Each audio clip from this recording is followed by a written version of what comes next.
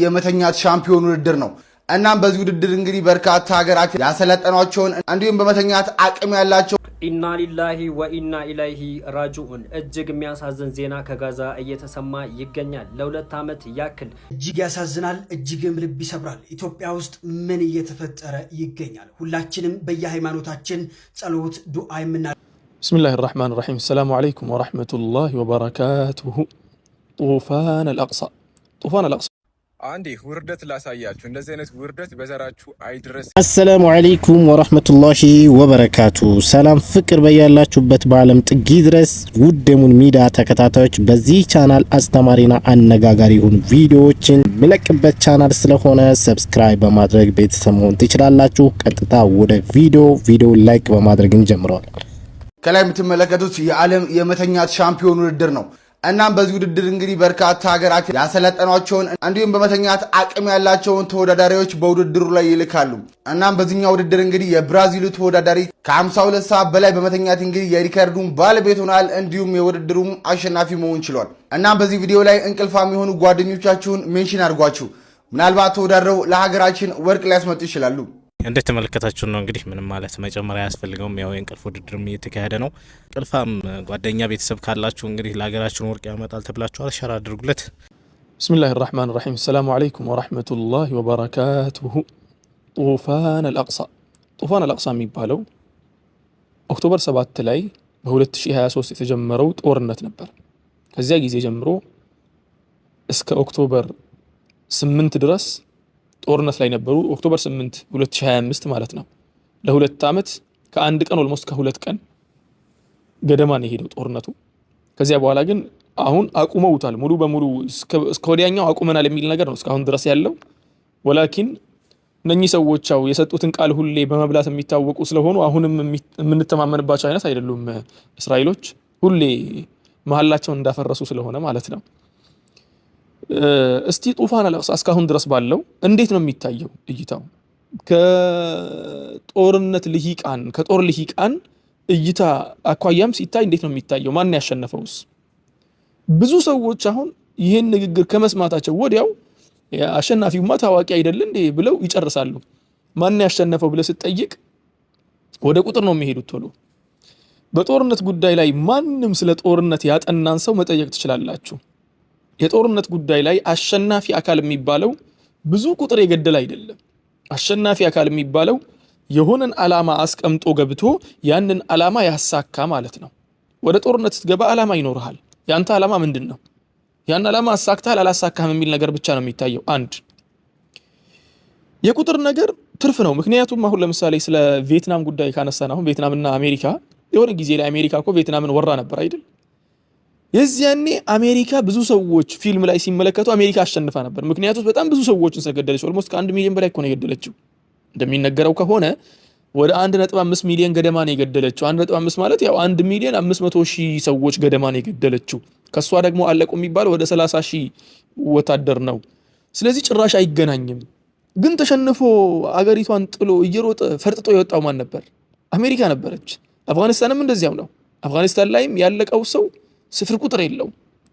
መጨረሻ ላይ ግን በቃ ኮንትሮል ማድረግ ሲያቅታት ተዋርዳ ነው አገሪቷን ጥላ የወጣችው። ሁላችሁም አይታችኋል እንዴት ተዋርደው እንደወጡ አውሮፕላናቸውን ይዘው ሲወጡ ማለት ነው። አይታችኋል። የአሜሪካ ዩኤስ ናቪ ነው የሚለው። እነኚህ ሰዎች ያውቁታል እንደተሸነፉ። ለዚያም ነው ብዙ ጊዜ ጦርነት ሲመዘን ሽንፈት የሚታየው በዚያ ሚዛን ነው የሚባለው።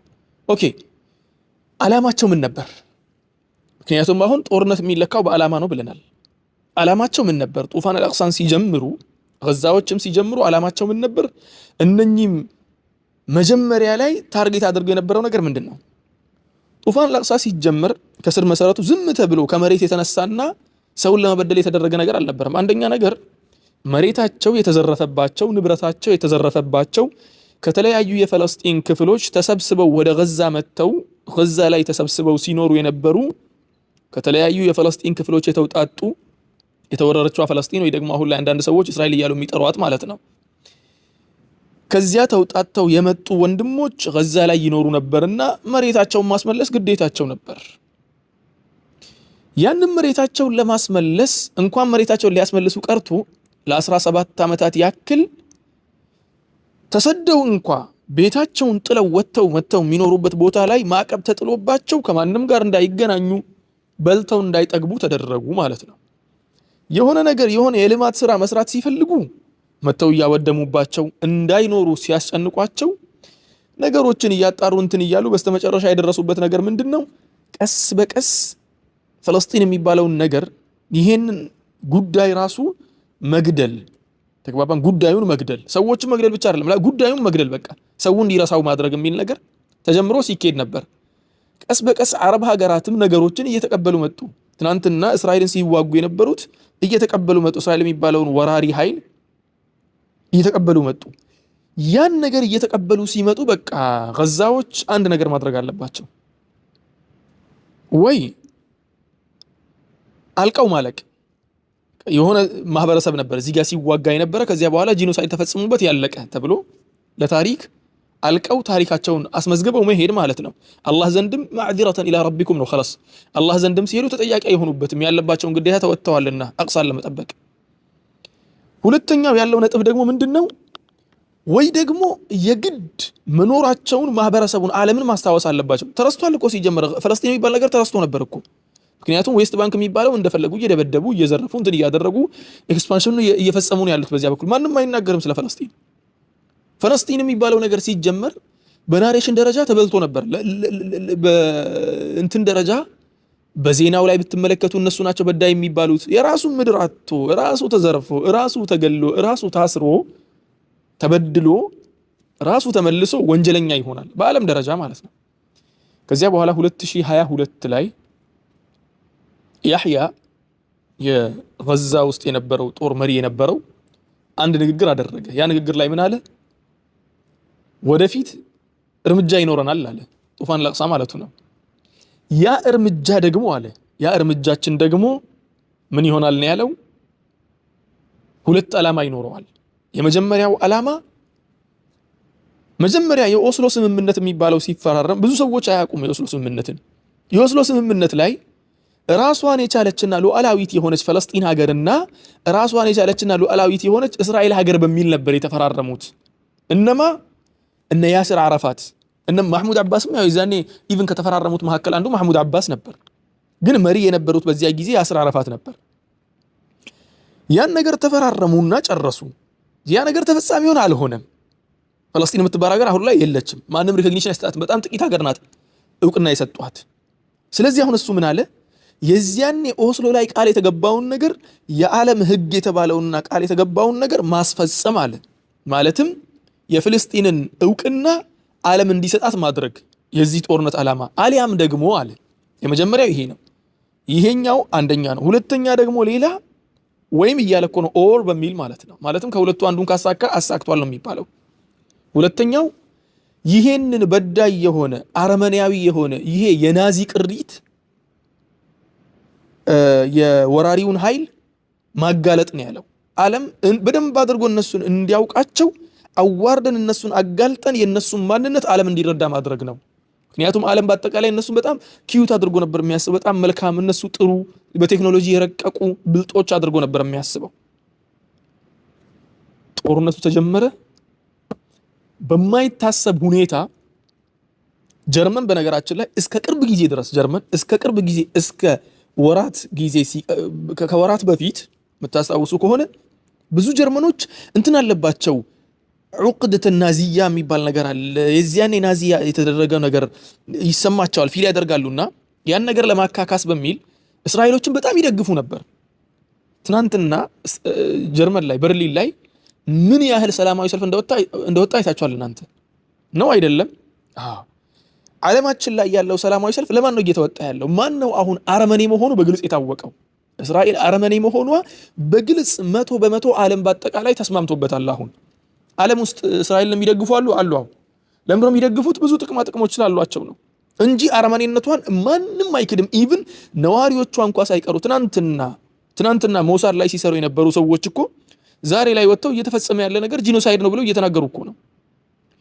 የእስራኤል የሆሎኮስት ታሪክ አጥኚዎችን ተዋቸው። እነሱን የሆሎኮስት ታሪክ አጥኚ የሚባሉት ወይ ደግሞ ሆሎኮስት ማለት ናዚዎች እንትኖችን የጨፈጨፉበትና ያወደሙበት ማለት ነው። የዚያኔ የሆነ ካምፓስ ቀምጠው ምን አድርገው እነሱን የጨረሱበት ክስተት ነው።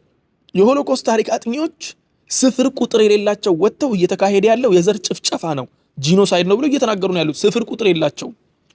ሆሎኮስትን የምናወግዝ ከሆነ ይሄኛውንም ማውገዝ አለብን ብለው እየተናገሩ ነው ያሉት። ስለዚህ በአጠቃላይ ያህያ ሲንዋር የተናገረው ነገር 100% ተረጋግጧል ማለት ነው። ዓላማው ተሳክቷል። አንድ ሁለተኛው ዓላማ ደግሞ እውቅና ማግኘት ነው። በዚህ ቅርብ ጊዜ ስንት ሀገር ናት ለፈለስጢን እውቅና የሰጠችው? ተግባባን። ሁለቱም እሱ የወጣለት ዓላማና ጡፋን ላቅሳ የተጀመረበት ዓላማ ተሳክቷል ሙሉ በሙሉ ሁለቱም ተሳክቷል። እሱስ ወደ ረብል ዒዛ ሄዷል። አላህ ከሸሂዶች አድርጎ ይቀበለው። እሱም ብቻ አይደለም ሁሉንም ወንድሞቹን አላህ ይቀበላቸው። ስለዚህ ተሳክቷል ይሄ ዓላማ። ወደ ነተንያሁ ደግሞ እንምጣ። ነተንያሁ ዓላማዎችን ሲያስቀምጥ ነበር። የኛ ዓላማ ብሎ ሲናገር ነበር ከጦርነቱ መጀመሪያ ጀምሮ። ባይደወይ ወላሂ ስከታተል ነበር እኔ ከበፊትም ዓላማቸው ምን ነበር። ምክንያቱም ጦርነት የሚለካው በዓላማ ስለሆነ ማን ዓላማውን አሳካ ማን አላሳካም እያልኩ የያህያን ቪዲዮ ሰማ መጀመሪያ ላይ አላመንኩም ነበር። ይሄ ነገር አይሳካም። ምክንያቱም ዓለምን እነኚህ ሰዎች ኮንትሮል አድርገዋል፣ ሚዲያ ኮንትሮል አድርገዋል፣ ምን ኮንትሮል አድርገዋል። በቃ እነኚህን ሰዎች ዓለምን ማስጠላት ማለት በጣም ከባድ ነገር ነው ብዬ ነበር ሳስብ የነበረው። እንዲሁም ቀድሞ የመጣው እሱኛው ነው። ዓለም ለነሱ ሪኮግኒሽን መስጠት የሚለውን ጭራሽ ውስጥ ያልመጣም ነበር። አላህ ደግሞ አድርጎት አሳየን። ከዓለም ውስጥ እኮ አሁን ሪኮግኒሽን አንሰጥም ብለው እኮ እየተከራከሩ ያሉት ሀገራት በጣም ጥቂት ሀገራት እኮ ናቸው። አብዛኞቹ የማይታወቁ ካርታ ላይ የማይታዩ በሆነ በቃ በማይክሮስኮፕ አድርገህ ካላየኸው የማይታዩ ናቸው። ካርታ ላይ እንኳን በጣም ትናንሽ ሀገራት ማለት ነው። ከትላልቅ ሀገራት አንዱ አሜሪካ ናት። ለዚያም ነው እስካሁንም ድረስ ነገሩ እየተንዛዛ ያለው እንጂ የፈለስጢን ጉዳይ አልቆ ነበር በዚያ በኩል። ስለዚህ አሁን ያህያ ያስቀመጠው ነገር ሁለቱም ተሳክቷል። انتهى الامر رحمه الله على كل شهداء اقصى።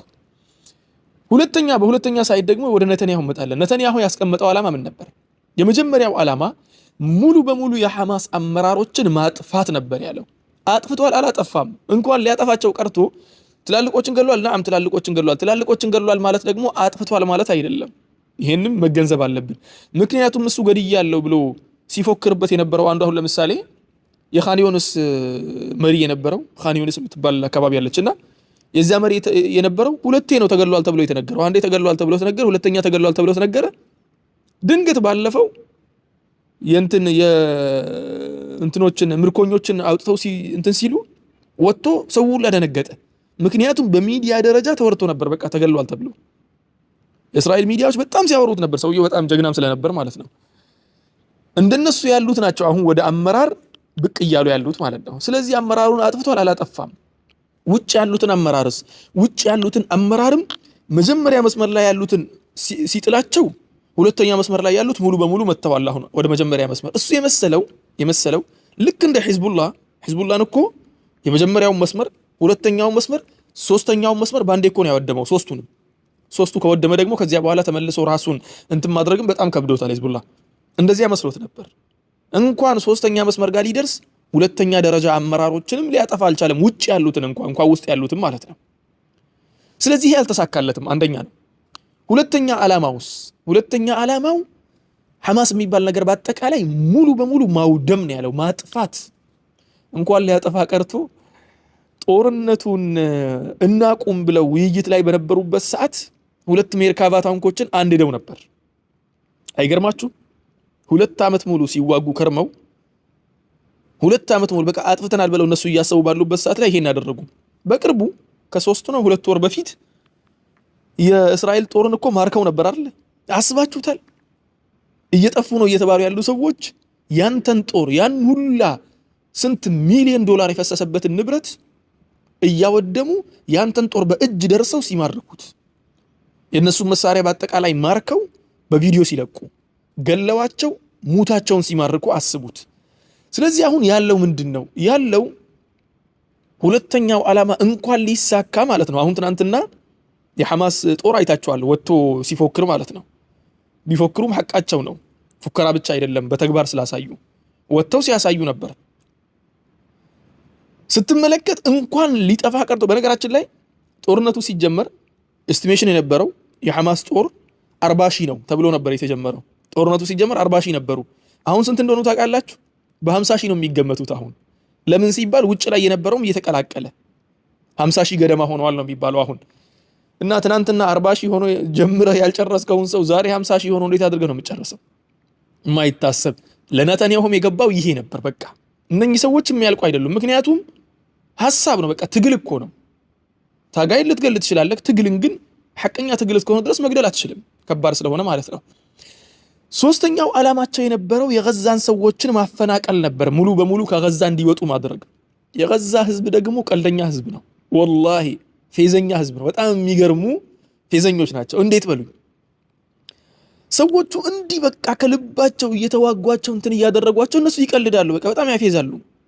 እኛን ከዚህ ልታስወጡ ምናምን እያሉ ማለት ነው። ስለዚህ የገዛን ህዝብ ከዚያ ማውጣት የማይታሰብ ነገር መሆኑ ገባቸው። ባይሆን በተቃራኒው እነሱ ባላሰቡት መልኩ ትናንትና ሙሉ በሙሉ በእጃቸው የነበረው ሚዲያ እያመለጣቸው መጣ። ከእጃቸው እያመለጠ ቀስ በቀስ እያፈተለከ ቀስ በቀስ የዓለማችን ሚዲያ በአጠቃላይ እነሱ ላይ እንትን እያሉ ዘመቻ እየከፈቱ ምን ያንን ሲመለከት ነታንያሁ ከዚህ በኋላ የሚቀጥል ከሆነ በነገራችን ላይ ብዙ ሰዎች ያልተረዱት ነገር አለ። የእስራኤል ደጋፊዎችም ያልተረዱት አንድ ነጥብ አለ። እሱ ምንድነው? እስራኤሎች የነሱ የኃይል ምንጭ ከውስጥ ይመስላቸዋል። አብዛኛው ሰው ነው፣ ከውስጥ አይደለም። የእስራኤል የኃይል ምንጭ ውጭ ላይ ካላት እርዳታ ነው።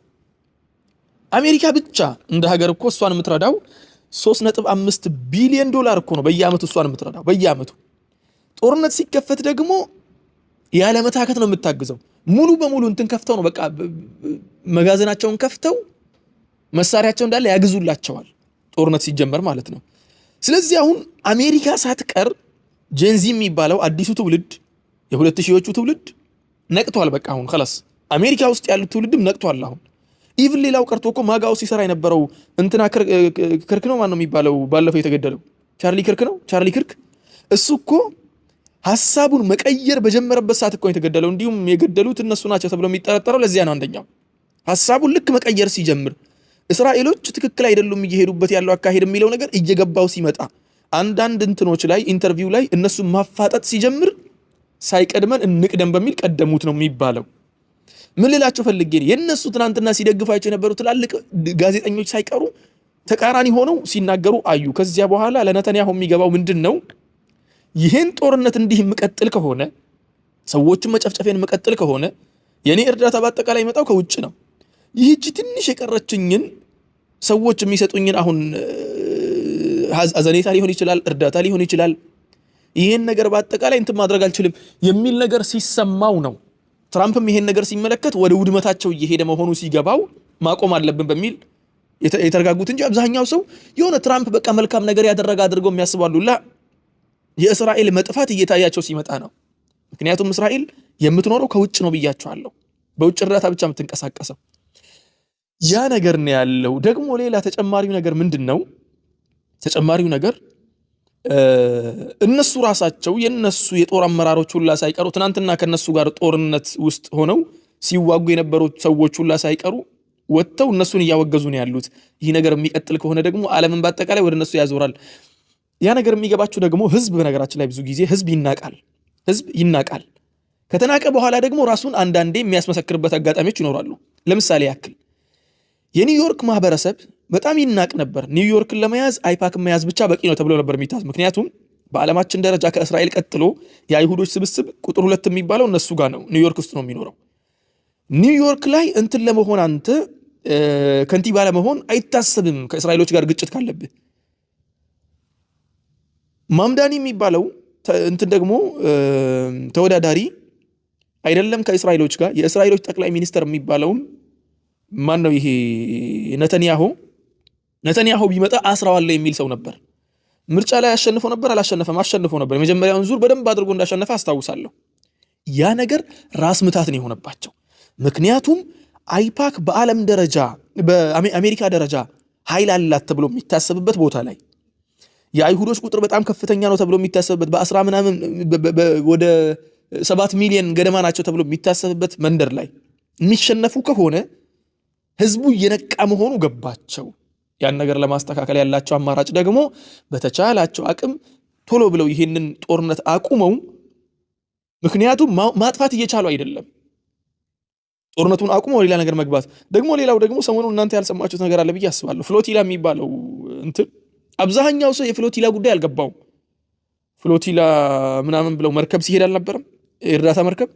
ያ መርከብ ትንሽ ነገር መስሎት ነበር አብዛኛው ሰው። አይደለም ያ መርከብ ላይ የነበሩት የ44 ሀገራት ዜጋ ነበሩ። እነኚህ ዜጎች ሄደው ተይዘው መመለሳቸው አንደኛ ነገር ቅራኔ ፈጥሯል። ከሀገሪቷና ከእስራኤል ጋር ትንሽ ቅራኔ ይፈጥራል በእርግጠኝነት። በመንግስት ደረጃ እንኳን ነገሮችን ባይቀይር በማህበረሰብ ደረጃ ያንተ ልጅ እዚያ ሀገር ሄዶ ያንተ ዜጋ እዚያ ሀገር ሄዶ ለእርዳታ ብቻ ሄዶ እየተመለከትከው ምንም የጦር መሳሪያ ሳይዝ ለእርዳታ ብቻ ሄዶ እንደዚያ ተይዞ ተዋርዶ ተተፍቶበት ተመናጭቆ ሲመለስ ስትመለከት ለዚያ እኮ ነው ብዙ ጊዜ ትግል የሚባለው ነገር ትግል ላይ የማይሆን መልስ መስጠት መጥፎ መልስ መስጠት ልብን ያነሳሳል። ደምን ማፍሰስ ደግሞ ሌላ ደም ያፈላል ይባላል። ሌላ ደም የሰውን ደም ማፍሰስ ሌላ ደም ያፈላል። ፍሎቲላ ላይ ከነበሩ ሰዎች የሆኑ ሰዎች ቢገደሉ አሁን አስባችሁታል? የዚያ ሀገር ዜጎች እስራኤልን የዘላለም ጠላት አድርገው ነው የሚወስዷት። ከዚያ በኋላ ኢቭን በፊት እነሱን የሚደግፋቸው እንኳ እንዴ እነኚህ ልጆች እኮ በሰላም እኮ ነው ሄዱት፣ ምንም ሊያደርጉ አይደለም ሄዱት፣ ለእርዳታ ብቻ ነው ሰዎችን እናብላን ያሉት እንጂ ጦረኞቹን አይደለም ለማብላት እየሄዱ ያሉት ለኖርማል ህዝቡን ነው። ይሄን ያለውና ያ ነገር ፍሎቲላም በጣም ትልቅ ሚና ነው የተጫወተው። ብዙ ሰዎች ለማዋረድ ሞክረዋል። ፍሎቲላ እንትን ነው ዝም ብለው ወጣቶች ተሰብስበው ምናምን አይደለም፣ ትልቅ ስራ ነው የሰራው። ኢቭን ለዚህ ስምምነት አሁን የተደረሰበት ስምምነት ፍሎቲላ ትልቁ ሚና እንደተጫወተ ሁላ የሚናገሩ አንዳንድ ተንታኞች አሉ። ለምን ሲባል ፍሎቲላ የሚገልጸው በቃ ዓለም እናንተ ላይ ፊቷን አዙራለች እወቁ። ከ44 ሀገር ሰዎች ደፍረው እስራኤልን ፊት ለፊት ለመጋፈጥ ወስነዋል የሚል ነገር ነው የሚገልጸው። ስለዚህ አሁን እስራኤሎች ወደው አይደለም ይሄን ነገር የጨረሱት ማለት ነው። እና በስተመጨረሻም ያለው ምንድነው ነታንያሁ ጦርነቱን የጀመረበት ሶስቱም ዓላማ እንኳን ሊሳካ ቀርቶ በጣም ብዙ ይቀረዋል ሊሳካ። ስለዚህ ማንም ወደደ ማንም ጠላ እስራኤል ተሸነፈች ሳይሆን በህይወቷ 6 የአረብ ሀገራት ተሰብስበው ያላደረጓትን ነገር ትንሿ ጋዛ እስራኤልን፣ አሜሪካን፣ ጀርመንንና ብዙ ዌስተርን ሀገራትን ሰብስባ ጨምቃ አሳየቻቸው። ያቺ ትንሽዬ ከተማ ትንሽዬ መንደር ማለት ነው። አቅማቸው ማን ላይ ነው? ህፃናቶች ላይ። አቅማቸው ማን ላይ ነው? አዛውንት ላይ። አቅማቸው ማን ላይ ነው? እንስቶች ላይ። ከጀግና ጋር ሲጋፈጡት ጀግናንም አይታቸዋል። ጀግኖች እኮ በባዶ እግራቸው ወጥተው ያንን እስከ አፍንጫው ድረስ የታጠቀውን ጦር እንትኑ ላይ ሜርካቫ ላይ ወጥተው እኮ እንትኑ ምንድነው የሚባለው ታንኩ ላይ ሜርካቫ ታንክ ላይ ወጥተው ቦምቡን እኮ ውስጥ የሚያስቀምጡ ሰዎች እኮ ናቸው። ገራሚ ጦረኞቹ ማን እንደሆነ አይታቸዋል። እነሱ ግን ኃይላቸው ማን ላይ ነው? ህፃን ላይ፣ ምንም አቅም የሌላቸው ላይ፣ እነሱ ላይ ነው። ስለዚህ አሁን ያለው ነገር ምንድነው? ማንም ሚዛናዊ የሆነ ሰው ከጦርነት አንፃር ማን ያሸነፈው ይባል በእርግጠኝነት ያለምንም አንገራገር በብዙ ልዩነት ጋዛ አሸንፋለች። በብዙ ልዩነት። የቁጥር ነገር ሲነሳ ደግሞ ቁጥሩን እኮ መለስ ብላችሁ ማጥናት እኮ ነው። ማን ነው የተገደለው? ቁጥሩ ውስጥ ማን ነው የተገደለው? ከ60 ሺህ ውስጥ እኮ 17 ሺህ ገደማው እኮ ህፃናት እኮ ናቸው። ህፃናትን መግደል ታዲያ ጀብድ ነው? ሴቶችን መግደል ታዲያ ጀብድ ነው? እንደ ጀብድ አድርጎ ቁጥርን የሚያወራ ከሆነ ማለት ነው። ያን ያለው ነገር ለማንኛውም አልহামዱሊላህ ወንድሞቻችን ምንም ባንረዳቸውም አቅም ባይኖረንም አኩርተውናል። ግን አላህ Subhanahu Wa Ta'ala ይርዳቸው። አላህ ከነሱ ጋር ይሁን። አላህ Subhanahu Wa Ta'ala ወንጀሎቻቸውን ይማራቸው፣ ስህተቶቻቸውን አላህ ያርማቸው። ያለፉትን በአጠቃላይ ከሸሂዶች ያድርጋቸው፣ ያሉትንም ደግሞ በነስሩ አላህ Subhanahu Wa Ta'ala ያግዛቸው። ይሄን ያለው ነገር ጡፋን አልአቅሳ በዚህ ነው ያለቀው። አላህ Subhanahu Wa Ta'ala በዚህ በቃ ይበላቸው። ምክንያቱም እየተጎዱ ያሉት ህፃናት ናቸው፣ እየተጎዱ ያሉት እንስቶች ናቸው። ምክንያቱም አህያውን ፈርቶ ዳውላውን ነው። ጀግኖችን ሲፈሩና ጀግኖቹ ሲታክቷቸው ህፃናቶችንና እንስቶችን መደብደቡን ስራቸው አደረጉት ማለት ነው። እና አላህ ኸይር ያድርገውላችኋለሁ ወንድሞችና እህቶች። አላህ Subhanahu Wa Ta'ala እኛን ሐቅ መናገርን ይወፍቀን እላችኋለሁ። በዱዓችሁ አትርሷቸው ወንድሞቻችን እህቶቻችንን። ከዚህ በኋላ ደግሞ እነሱም መቋቋሚያ ሰዓት ስለሚሆናቸው ከዚህ በኋላ ያለው ነገር ሁላችሁም በቻላችሁት ነገር እነሱም መርዳት ዱዓ ማድረግም የዘወትር ስራችን ማድረግ አለብን እላችኋለሁ። إن أصبت فمن الله وإن أخطأت فمن نفسي ومن الشيطان. السلام عليكم ورحمة الله وبركاته.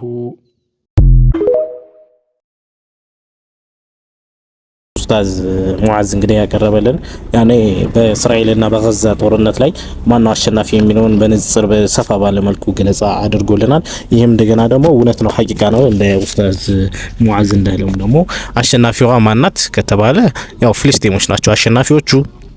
ለዚህም ነው አንድ ጦርነት ሲካሄድ ያኔ በሰው በመሞት በማለቅ ብቻ አይደለም አሸናፊነቱና አላማውን ማሳካት ነው። አላማውን ያህያ ሲንዋር የመጀመሪያ ላይ አንደኛ የእስራኤሎችን በጣም ባንዳነት ያኔ ሰው በላነት ለማሳየት ነበረ። በአለም ላይ አሳይተዋል። በጣም ራቸው አድርጓል ማለት ነው።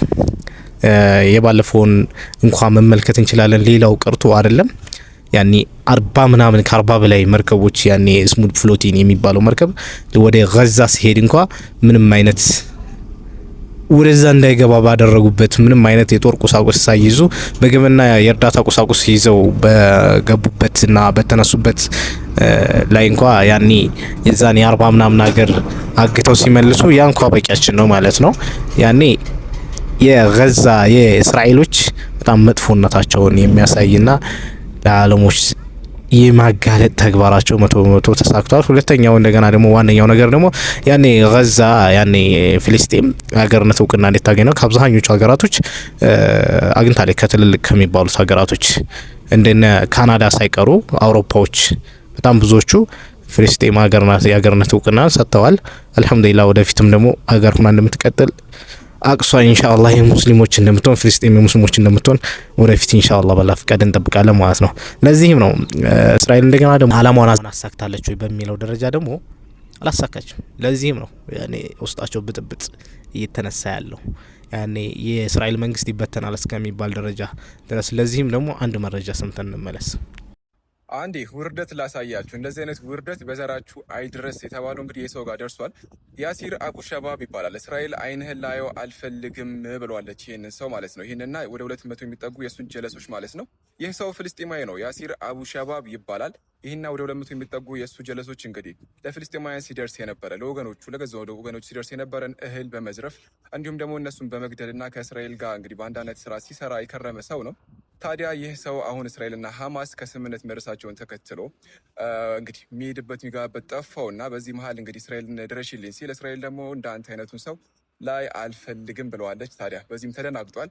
እንግዲህ ሐማስና ፍልስጤማውያን ይቅርታ እየጠየቀ እንደሆነም ጭምር እየተነገረ ይገኛል። ይህንን ሰው በተመለከተ እንደኔ ጄንጊስ ሃን ትዝ ያለው ማን ነው? የሞንጎሎቹ ሀያል መሪ የሆነው ጄንጊስ ሃን አንድ ጊዜ ሙስሊሞችን ምድር ለመቆጣጠር በርኻን ወደምትባል ግዛት ይሄዳል። ታዲያ እዛም በደረሰ ጊዜ እዛ ከተማ ውስጥ የሚኖሩ ሌሎች ባንዳ ሙስሊሞችን በመጠቀም ነበር ከተማዋን ወሮ የተቆጣጠረው። ታዲያ በስተመጨረሻም እነዛን ያገዙ ሰዎች እንዳለ ገደላቸው። በዚህም የተደናገጡ እንግዲህ የእሱ ሰዎች እንዴት ገደልካቸው አግዘውን አይደለ እንዴ ሲሉት ምንድን ነበር ብሎ ጄንጊስ ሃን የመለሰው እነዚህ ሰዎች ለወንድሞቻቸው ያልተመለሱ ለኛ ይመለሳሉ ማለት የማይመስል ነገር ነው። ለዛ ነው የገደልኳቸው ሲል እንግዲህ የሚገርም መልስ ሰጥቶ ነበረ። እኔ በግሌ እነዚህ ሰዎች መግደል ብቻውን በቂ ነው ብዬ አላምንም። እስኪ ምን መደረግ አለባቸው የሚለውን እናንተ እስኪ አጋሩኝ። ለማንኛውም ግን እንደዚህ አይነት ውርደት በዘራችሁ አይድረስ። በጣም ስለገረመኝ ነው ይህን ነገር ትላንትና እያሰብኩት ነበረ፣ ቪዲዮን ዛሬ ሰራሁት ማለት ነው። ለማንኛውም ሀሳባችሁን አካፍሉኝ። ቪዲዮን በደንብ ላይክ፣ ሼር፣ ሪፖስት አድርጉት። ሀገራችን ላይም እኮ እንደ ሙስሊም ብዙ ባንዶች አሉ አለ በተለያየ ጊዜ ሙስሊሙን ያስመቱ። ብቻ አላህ እንደዚህ አይነት ሰዎችን አይቀጡ ቅጣት ይቅጣልን ነው ብለው። በተረፈ ሰላም አለይኩም ይመቻችሁ። እሺ በሌላ ዜና ደግሞ ምን እየተባለ መሰላችሁ? ፍልስጤም ውስጥ ያሉ ጎሳዎች እየተበጣበጡ ነው እየተባለ ነው። ለዛ ጋዜጠኛ ሷሊህን የገደሉት ትናንትና ሞተ ይባላል። ለ2 ዓመት ያክል እስራኤል ገደልኩት እያለች ስትዝትበት የነበረው አለሁ እያለ ሲያስደነግጣትና ለዓለም ሕዝቦች ግፋቸውን ሲያጋለጥባቸው የቆየው ጋዜጠኛ ትናንትና ሁለት በውስጥ ባሉ ባንዳዎችና ወዳሞች ተገሏል ማለት ነው። እነሱም በቅርብ ጊዜ እንደሚጠፉ ኢንሻአላህ። እስራኤልም ደግሞ ስታሰማራቸው የነበረችው ነበረ። አሁን ላይ ስምምነቱ ከተፈጸመና ስምምነቱ ከተፈረመ ወዲህ ደግሞ አልቀበሉም ብላለች። እንግዲህ እነሱም ወራዶች ናቸው። አላህ ወራቸው እንላለን። ወደ ቀጣይ ቪዲዮ ስንመለከት ወደ ሀገራችን እንመለሳለን ማለት ነው። እጅግ ያሳዝናል፣ እጅግም ልብ ይሰብራል። ኢትዮጵያ ውስጥ ምን እየተፈጠረ ይገኛል? ሁላችንም በየሃይማኖታችን ጸሎት፣ ዱዓ የምናደርግበት ጊዜ እየደረሰ ይመስላል።